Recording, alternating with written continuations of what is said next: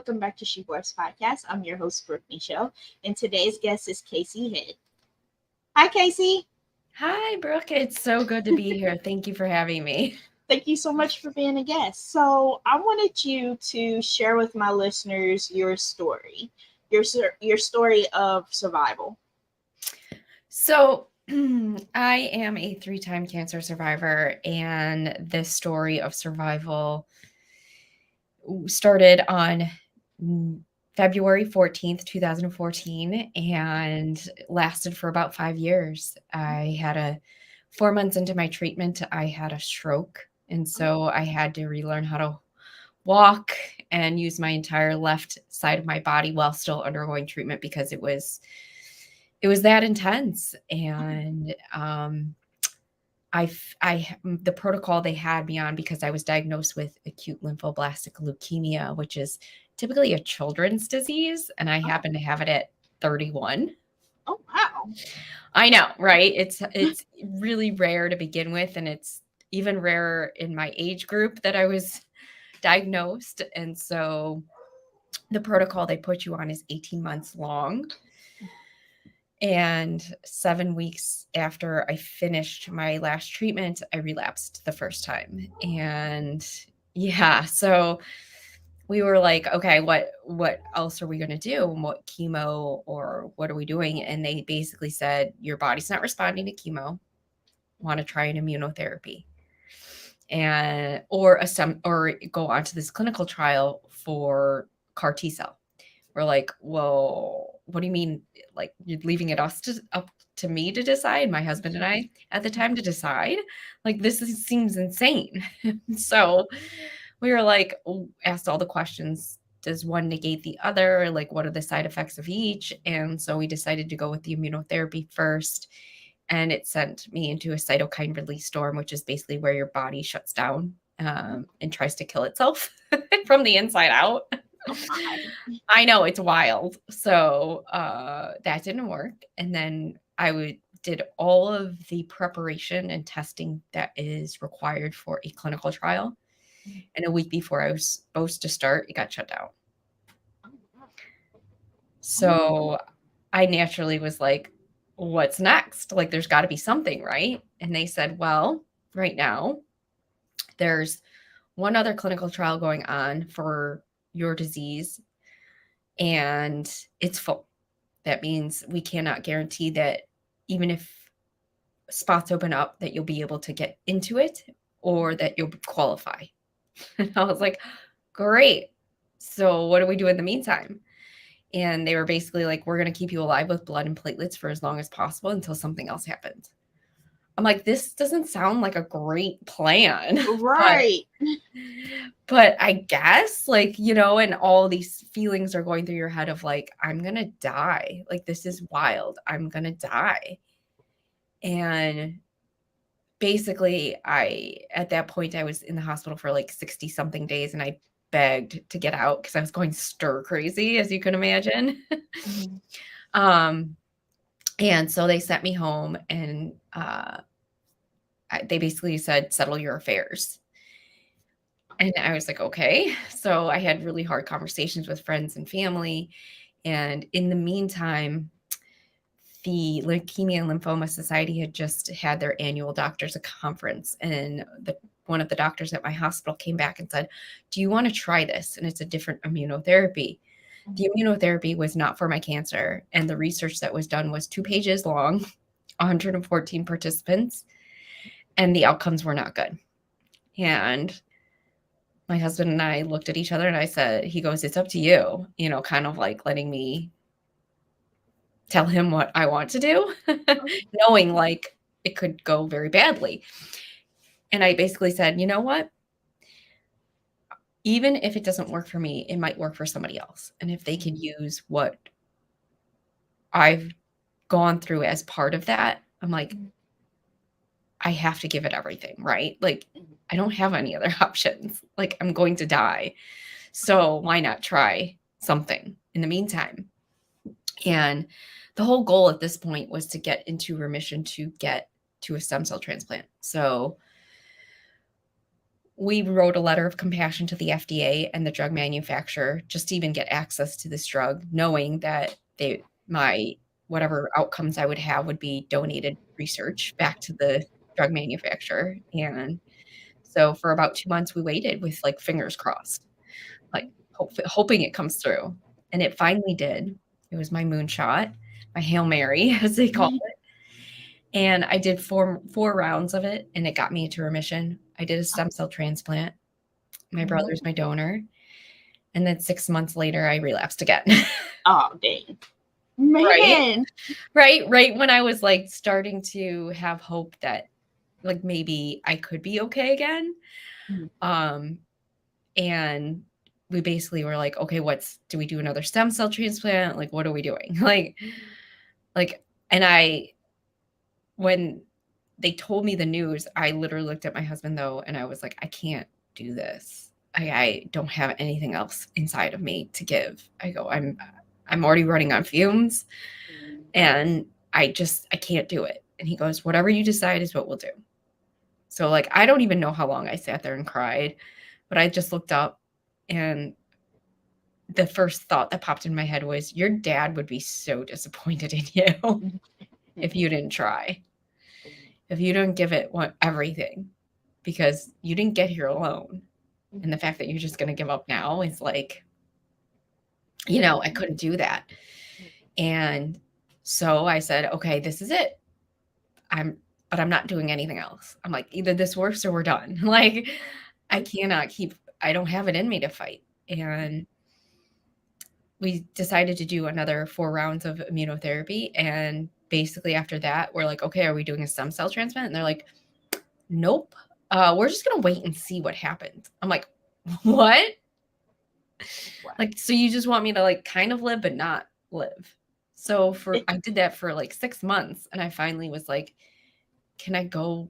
Like, am I okay? And they're like, well, you haven't relapsed yet. Oh, like, wow. I'm like, I don't know how to take that information. And every time I went to the doctor, I was going like once a week still. My oncologist, like, she's a wonderful woman and she's since retired, but she would grab my shoulder and she'd go in her thick Russian accent, baby girl, we're just lucky you're alive. And I'm like, was it that bad and no one was telling me? Right. Oh my God. So this final one, like the final one, is the one that worked. It did. So it was over the course of basically 5 years of just being very unhealthy, like feeling like poop all the time. Man. So, okay, so you can't relapse again, or how does it work? Like, can you? So technically, I can get cancer again. I can get the same cancer again, and they wouldn't consider it now at this point a relapse because it's been over 5 years. They would consider it getting cancer again. Oh, wow. So it wouldn't. Once you're technically past the 5-year mark, they consider even if you relapse with the same cancer a new cancer, and that's how they kind of treat it. I think my circumstance is a little bit different. I still see my oncologist twice a year, and they still monitor my progress. They cannot believe how well I'm doing, considering everything that I had been through and having minimal side effects from everything. I would say minimal because they're manageable from day to day, and they don't impact my life to a severe degree. Oh, that's nice. So, with you surviving cancer, did you have to change like the way you eat and the way you interact and where you go, things like that? I changed everything. I changed my diet. I changed my lifestyle. I changed where I live just because I couldn't live in the city anymore. The noise alone. Like, you'd be surprised, the noise alone, I couldn't handle anymore because it was just living in survival for so long that stress response system breaks. And so my tolerance for certain things just aren't at the same level they used to be at all. Yeah. Oh, wow. So you live like in the countryside, like where it's quieter? No, I just live in so I'm originally from Chicago and I Oh. lived in the city. And it's pretty loud. Oh And yeah. I have since moved to California and I'm in Santa Barbara right now. I just moved. So, Nice, nice. So, I wanted to talk a little bit about your past because you told me a little bit about that. So, did you mhm. want to speak about that as well? Yeah, I think it attributed to my health completely. I grew up my parents got divorced when I was about 8 years old. And my mother married her husband that she's still married to today, who I do not have a relationship with my mother at all. I haven't spoken to her in almost 20 years. Um, and he was extremely physically, mentally, emotionally abusive towards myself and my brother specifically. And I think it was a control thing. And it started right after they got divorced. They moved in together. My brother and I moved in with her because it was the 80s. Like father's rights weren't what they are today, unfortunately. And I would be crying in bed, wanting my mom because I'm like, my whole world just got turned upside down. Like, what's happening? Like, I was scared, a scared child. And he would literally physically rip me out of bed to go apologize to the neighbor for crying for wanting my mom. What? He and your mom allowed that to happen? Yep. Yep. I don't see how mothers do that. She carried you and your brother for 9 months and then gonna let you all be abused. I don't understand that at all. Your guess is as good as mine. I honestly think there's some mental health issues with my mother. Uh, um, because how they met, her husband and her, they met in a cult. And so healthy people don't join cults. yeah. So I believe there's some severe mental health issues that have never been addressed, to be honest. How did your father take that? Like you all being abused by your stepfather? How did he react? So he didn't know. It was There's a lot of shame and a lot of guilt Mm-hmm. um, for what was happening. You know, as a kid, you don't really have language or understand what's happening. And so for me, I internalized it as, well, I'm a bad person and a bad child. It's clearly my fault. Oh wow. Oh my God. Yeah. Usually that's how it is with like other child abuse survivors that I've interviewed. They usually blame themselves. They're like, Mhm. "Oh, it was my fault and I did it." And I'm Right. like, "No. No, Right. absolutely not." And I don't blame you one bit for not having contact with your mother. So has she ever tried to contact you all and apologize at least? No. So my mother to this day, well, I haven't spoken to her in 20 years. She doesn't think she did anything wrong. The last conversation that I had with her, she kept asking, what did I do? Like, what, like, she did not understand. Like, there was such a disconnect of like, what do you mean? What did you do? Like, do you want Did me she to back forget? up? Like, Yeah. yeah, like genuinely, it's almost as if like she bumped her head and forgot. Like, Oh, so that was in my early 20s. That the last time I spoke with her and the last time I had any interaction with her. And after that, even during my cancer treatment, through those 5 years, she only called once and texted once, and that was it. oh wow. I was And 20 minutes away from her. oh wow. Yeah. And you said it took you 18 years to get away from her. How did that happen? Like, did you just, as soon as you turned 18, just up and left? I wish it were that easy. I did leave their house shortly after I graduated high school, because I was just like, you know what, I just got to finish. I got to get out. As soon as I saw my older brother get out, I knew I just needed to grit and bear. I know it sounds terrible, grit and bear being there till I could get out because I saw once he got out, like I didn't have to be there. And that gave me hope. So for 2 years, that's basically what I did. I made myself as invisible as possible, was never there at friends' houses, at school, anywhere but home, basically. Your brother didn't let you come stay with him or anything, like take you with him or anything? Well, I was still in school and I didn't really understand that I could say things, that I could have, like, I didn't understand that I could have a voice Uh, makes sense. because my stepdad just made it so like I was always in the wrong. There was no matter what happened, it was my fault. Like I'm not joking. We had a bird come into our house some on random and like messed up some like potted plant or something, and so there was dirt everywhere. And so my stepdad literally accused me of going and disrupting this plant What? because I was the only one that was down, the last person down there. And so clearly it was obviously me. And I was like, I didn't even touch the plant. I'm like, I don't know what you're talking about. Like, he would gaslight us all the time. So you would think you were going crazy. Finally, they found the bird in the house and they realized that it was the bird. He never apologized. He never said, like, oh, my bad. It's a bird. It was just like, oh, well, it could have been you, is what he said. Like, things like that just are ingrained in my memory because of like, who says that to somebody? Yeah, especially a kid. He sounds like a narcissist too. Oh wow. Yeah. Oh Very my. much so. Very Oh much my. so. Oh my god. How did your brother like I'm surprised your brother didn't beat him up when he turned like when he got of age.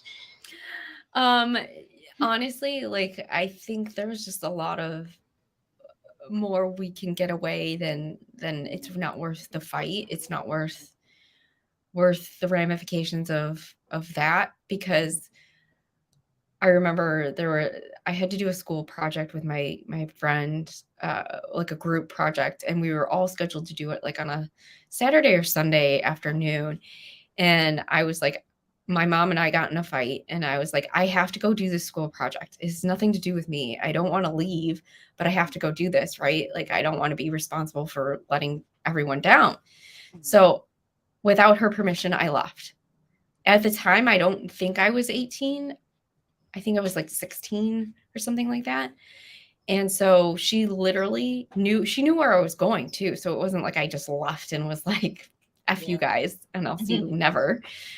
She knew where I was going and what I was doing. She literally sat outside of my friend's house, called nonstop to her house, and basically was like, I'm going to call the cops on you if you don't come out of the house now, saying that you Yikes. ran away. Oh my god. I'm like, how is it running away when you know exactly where I'm at and what I'm doing? Oh my god. And so Yeah. I came out because I didn't want my friend to get in trouble. Like I didn't want like her parents to be upset. And so I came out. And so then from that point on, they would post articles on our refrigerator of runaway teens. Like, Really? who does that? Oh my god. Oh my. I can't believe this. Like, I'm surprised. I'm not surprised that there are people out there in the world because I work with them, work with people like that. So I'm like, these people thinking like, but I'm glad you survived and you got away. And like you said, that did have something to do with your cancer because I when I went to therapy, they said stress can cause cancer, stress can cause heart attacks at 30. And I'm like, I can have a heart attack at 30? And they was like, yeah, from stress. And I'm Yeah, like, I feel like you're right. It can. 100%. And I think there's a statistic that came out from the ACE. I don't know if you know about ACE, the Adverse Childhood Experiences study that they've been doing for like 30 plus years, that there's a direct correlation between childhood trauma and cancer. Really? Yeah. They found out over the course of this study that 78% of people who went through childhood trauma were diagnosed with a cancer. Really? I'm 78%. oh my god. So Oh, it wasn't like looking back, like now that I know that information, it's no wonder I got sick. yeah. Living in survival for 10 years and probably still into adulthood because you I still was talking to her, and every time I would talk to her, I would or see her, I knew this is the moment that I cut her off.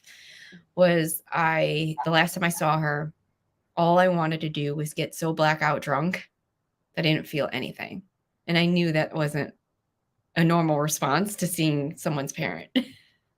Yeah. Oh my god. Oh my. I'm so sorry. Like, so I did have a question about your mom, but it went out the door Oh, because my dog sorry. barked. My dog barked, Sorry. and it distracted me. There she goes. But I did want to ask you because in your email that you sent me, you said you ended up marrying someone like your mom. Is that correct? Like, Yep. do you I want to would talk about? say very, very similar in nature. He's not a complete narcissist, but there are very much narcissistic tendencies. And now that I know what I know, it's like you can't unsee it. I think that he's not to the degree that my stepfather or mother are at all. He does have empathy and compassion towards others. Um, but it is very much like his way or no way, and there are certain things that you pick up on after time. It's like you're just trying to make someone happy all the time, and it's You almost see the red flags. right. Had I had the awareness that I have now when Mhm. we first met in our 20s, I wouldn't probably have been married to him.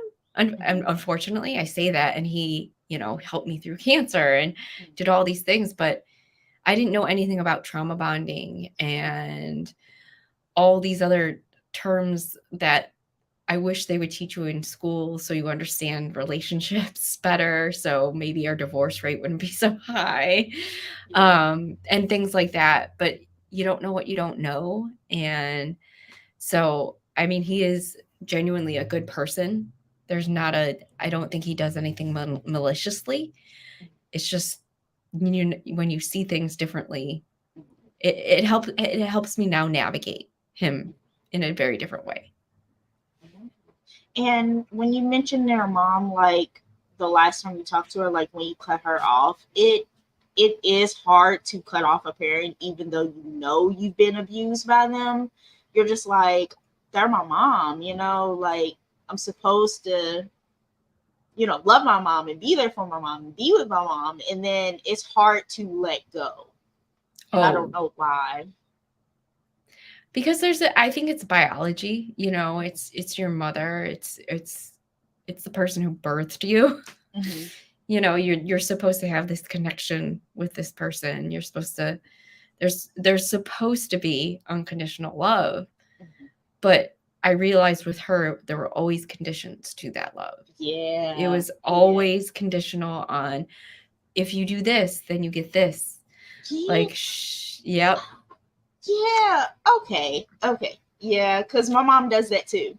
And now that you're pointing it out, I'm like, my mom does that too. But my mom wasn't as bad, but my mom does that too. Like, if you buy me this, I'll help you pay your rent. Or if you do Yeah. this, then I help you do that. And I'm like, why does it work like that? Why can't you just do it out of the kindness of your heart? And then I can do stuff out of the kindness of my heart. Like you always wanted that mother daughter bonding, like other people you see on TV.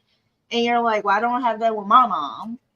But it does suck. It does. Like all the women that I've interviewed that have no relationship with their mom, it makes me wonder, like, ask them, like, does it make you feel bad that you never had that bonding relationship with your mom? It does feel like I missed out on something for sure. I it does feel like there's a hole that's always there, like a piece is missing. But thankfully, like my grandmother and my dad's mom, she filled a lot of that void growing up that I didn't realize she was filling. Yeah. you know um but I do feel like I missed out on an opportunity to have like a genuine daughter mother relationship bond. Like I get sometimes a little piece of me gets jealous of like seeing my Yeah. friends with their mothers and seeing them genuinely appreciate just each other for each other. Yeah. Yeah, because like you, I didn't have, like, my mom wasn't that bad to an extent. Like, you can't do mother daughter spa days or mother daughter traveling. And I'm just like, it does make you jealous. Like, I'm jealous. I've never had that with my mom as well. So, yeah, it does feel like you're missing out. But you did have your grandmother. So, I mean, did Mhm. you and your grandmother do anything? Do any of those uh things? I mean, we spent she gave me a lot of her time and attention, which Mhm. is what I think I needed more than any of like the stuff, Yeah. which was always nice, but it wasn't really her love language. Her love language was more like, I will sit and listen to you, whatever stories you have to tell. Tell me about your friends, tell me about what's going on in your life. How are you? Are you okay? Like the fact that every time I saw her, she would ask me how I was or if I was okay. And it's just a weird question because I never heard that from my mother. Oh, how Like did my your mom never asked if I was okay. ever? Yeah, Never. yeah. This one. But I did want to ask you, how did your grandmother take you? Like, did you ever tell her about the abuse in your childhood? No, You there never was did. so much shame around. Well, number one, I didn't know that that's what abuse was. I was like, well, I have food on my table and I have clothes. So how is that abuse, right? Like, I didn't know in my baby brain that abuse was not just neglect Mhm, with resources that you should have, but being treated certain ways. mhm. I didn't know that people weren't being treated that way. Did he have any kids of his own? Like, Yeah, my mother and him ended up having two more children. oh, were And they being so abused too? I left when they were 4 and 3. So I don't know. I I I honestly have no idea.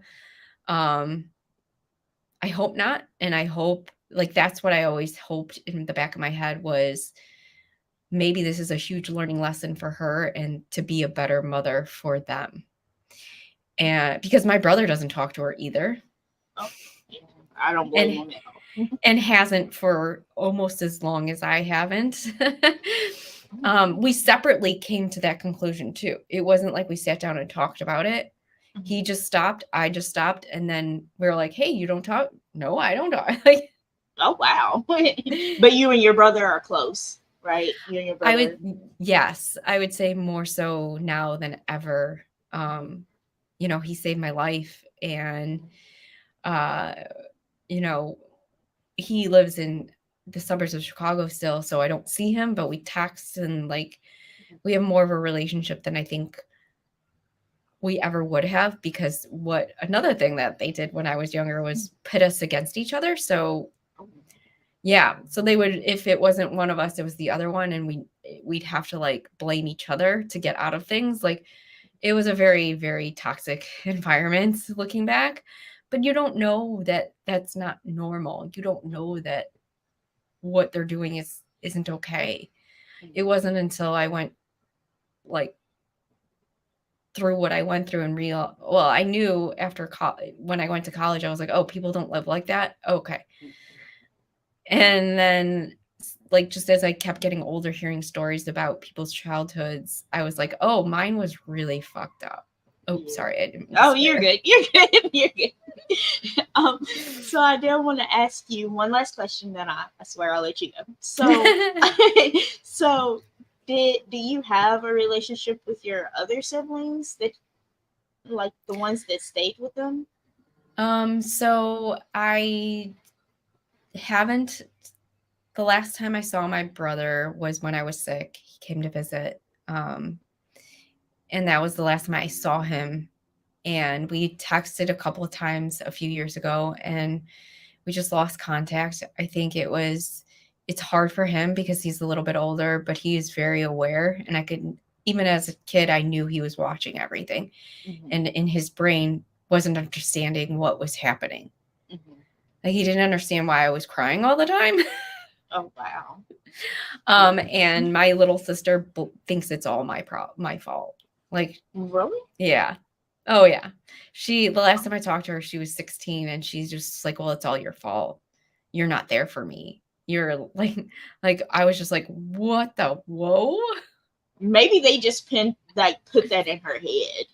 I'm sure But that's what happened, yeah. And because I definitely, even though I could have said a lot of things, I never said anything badly about them to either one of my siblings. I said, it's not my job. It's not my right. They can have their own experience, and I hope it's a great one, but I'm not going to be a catalyst or deterrent for anything. They'll figure it out on their own or not. Oh, yeah, I don't blame you at all. So, did you want to share like your website? Do you have a website for your coaching cancer? I do. So it's www.thehappierhustle.com. And you can find me on Instagram and Facebook under the same. I want to thank you so much, Casey, for being a guest today and telling us your story. Thank you. I appreciate it. Thank you. You have a great day. You too. Bye. Bye. Hey everyone, thank you so much for listening to my interview with Casey. She did give you all her contact information, so if you all want to go follow her or see how she helps with cancer patients, then you can go ahead and do that. Thank you all so much for listening to Sheepworks Podcast. If you would like to subscribe to my YouTube channel, it's Brooke_Michelle. And I would love to have you on there to share your stories as well if you would like to be a guest. Thank you all so much for listening. Bye.